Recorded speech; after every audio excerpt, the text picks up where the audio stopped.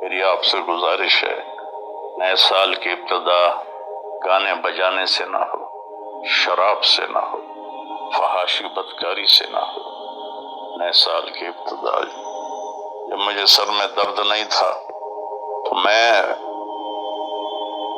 یکم کی ساری رات جاگتا تھا اور ان سب کے لیے روتا تھا جو اس رات میں اپنے منہ کالے کر رہے ہوتے تھے کہ یا اللہ میں سب کی طرف سے معافی مانگتا، ہمارے بچے بچیاں ہیں بھٹک گئے، ماں باپ نے بھٹکایا کہ انہیں مشین بنا دیا، پڑھو پڑھو پڑھو پڑھو۔ کسی ماں باپ کو خیال نہیں آیا کہ اچھا انسان بنو، اچھے انسان۔ ہمارے ادارے قصائی ہیں جنہوں نے ہماری نسل کو ایک مشین بنا دیا، کہیں قرآن نہیں، کہیں میرے نبی کی زندگی نہیں، تو کیسے پتہ چلے گا کہ زندگی کیسے گزارتی ہے؟